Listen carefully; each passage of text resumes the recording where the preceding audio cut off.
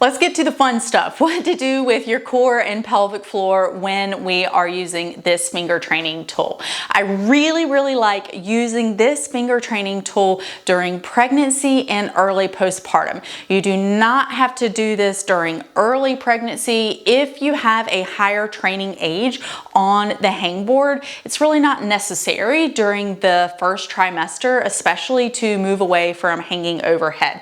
But as belly starts to grow and it becomes increasingly difficult for us to control the intra-abdominal pressure that happens while hanging over our head, this is a great way to continue working on our finger strength during pregnancy without overloading the connective tissue of our core musculature, mainly the linea alba. It's really hard to give a blanket recommendation on lifting the pelvic floor when we are finger training or doing any sort of exercise for that matter. In general, I like to make sure that we have awareness and can feel the pelvic floor lift when we want it to. During pregnancy, my goal is for the climber to have control of the pelvic floor, be able to do an active lift during an exercise such as this, but they may not need to implement the active pelvic floor lift with every single rep of this. I want to make sure that we understand that actively lifting the pelvic floor for every single rep of every single thing we do is not necessary. But during pregnancy, I do think it's important to have the awareness of the pelvic floor, and then definitely postpartum we get into a little more considerations around lifting the pelvic floor while we are in those rehab stages. The best thing I can tell you is to reach out to a pelvic floor physio, and if you have any questions about your pelvic floor, they're going to be your best friend and can help you to understand a little bit more about what your body needs. So how do we actually get deep core pelvic floor in on the party when we are doing finger training like this? We want to make sure that we're using an exhale, okay? What we want to think about, so if you're doing this in the position where your belly isn't big enough that it's pushing your arm away from you, we're going to think about having it right in front of our body. We're going to bend our knees, hinge the hips back just slightly. I'm going to start to create tension on my fingers. Now, what I'm going to do is I am going to start to exhale.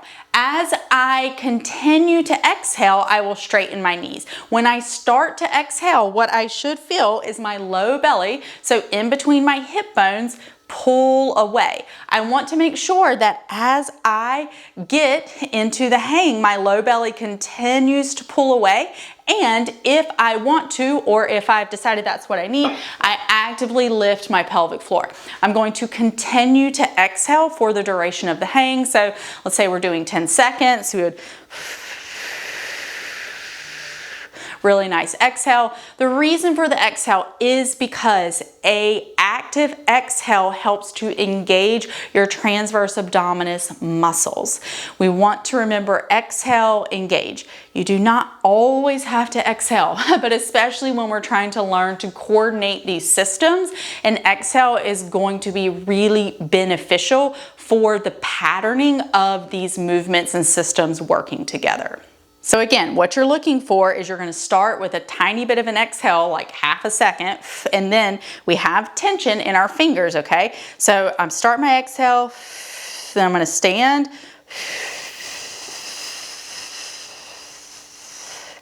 and that's another thing that I really like to do sometimes, especially with pregnant climbers, is to take their other hand and put it on their belly. And they should feel the low belly pull away from their hand as they are in the isometric hold for their fingers.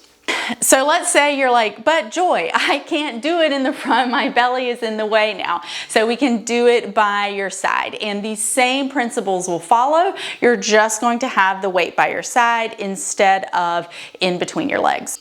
So we would be right here, just like this. We're going to exhale, low belly, and stand up. So this one actually is a little bit more of a core workout because your body is working to stabilize you in the frontal plane, which just means side to side. So you do get that added bonus. When the belly gets too big for it to be comfortable to do in front, you can do it by your side, no problem. And you want to just make sure that we don't lean over when we do it. So we want to start from a place where the hips are nice and even. And then as you stand up, our goal is to keep the hips even. And you're definitely going to have to use a little more core on this opposite a little more core on this opposite side to make that happen. All right, so that is your deep core and pelvic floor tutorial for your edge hang training tool. All right, that's how you do it.